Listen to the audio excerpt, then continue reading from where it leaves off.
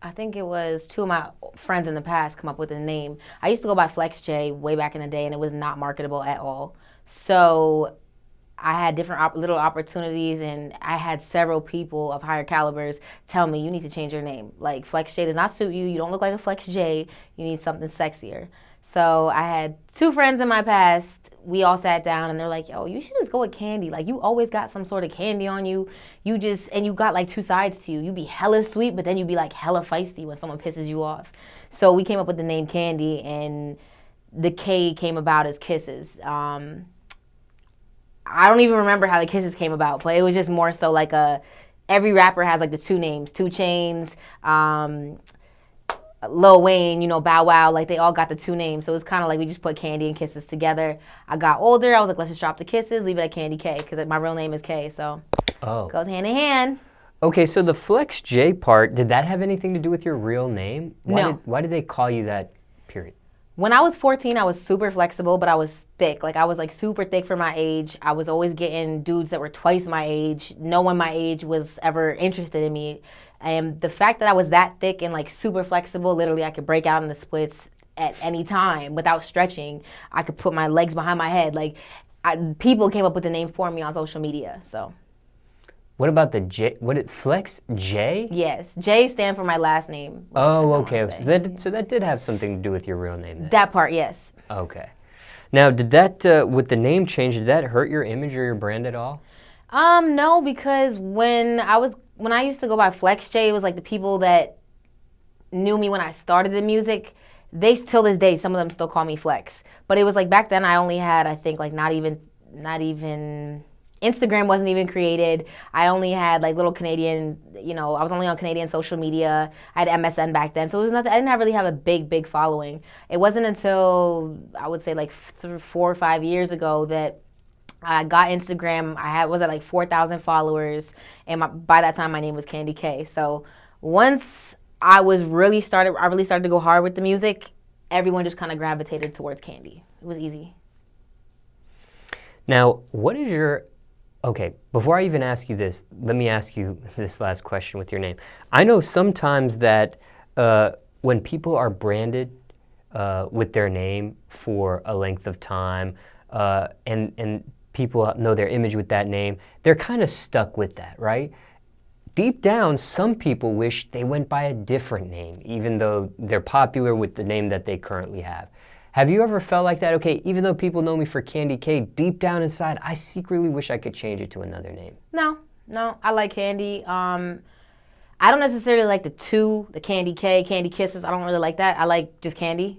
But I have a lot of people in my ear just like, no, leave it. You need the 2 syllables. And so it is what it is. Like I said, everyone calls me K anyways. Like my family and stuff calls me K. So it's really nothing. I get called KK by some fans. I get called Kandy K. Sometimes I get called K. Sometimes I get called Kandy. So it's no big deal to me. I like Kandy. I feel like it suits me. So why Kandy with a K, not a C? Because my real name starts with a K. Oh, okay. I got you.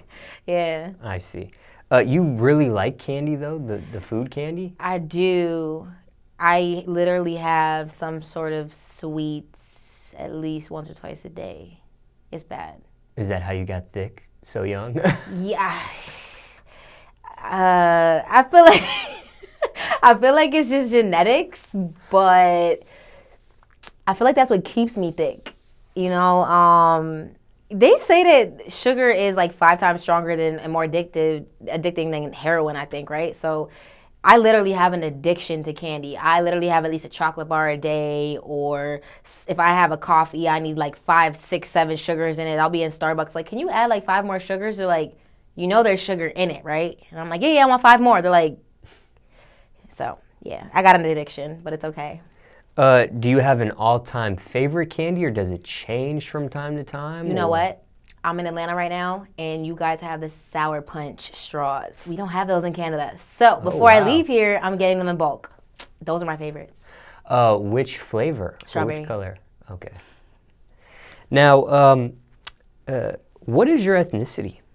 Both my parents are mixed. I'm born and raised in Canada, Toronto. But my mom is Trinidadian, Portuguese, and Indian. My dad is Black, Scotian, Irish, and Native Indian. So. Quite a mix there. Yes, I'm mixed. Do people guess any of this when they meet you? No, people usually, I mean, I would say about 80% of people think I'm Spanish. The rest think I'm just Jamaican or Brazilian. Now, do you speak any other languages aside from English? Nothing. I understand Spanish a little bit, and I used to be able to speak a little bit when I was living in Miami, but no. Do a lot of people in Canada, do they speak two languages? I would say a good chunk speak French because that's our second language over there, but I don't remember anything after 9 years of taking French class. Pretty tough. But you do kind of understand it. No. You don't even understand it? No, I don't even know how I got through school. 9 years of French class and you don't understand? Nothing. I understand Spanish more than I understand French. Wow. Now, who do we blame that? Who do we blame in that? Is the curriculum, the teachers, or you for that? I just was never interested in the French language. It just would never interest ever. I never had any interest for it. I always had an interest in Spanish when I was young. I always wanted to learn Spanish. So when I moved to Miami, I literally had the housekeeping ladies and the maids and stuff for the rooms. They only spoke Spanish, so I had no choice but to try to understand what they were saying, or they would try their best to get me to understand what they were saying because they were speaking Spanish. So it just kind of rubbed off, and because I was around Spanish people all day, eventually you're gonna start understanding what they're talking about or what they're saying or just the way they say it. Whereas French people, I was never really around in Toronto. Like the main language is English. So the people that do speak French, they don't typically speak it in Toronto. That's usually in Montreal, Canada, which is a different state. So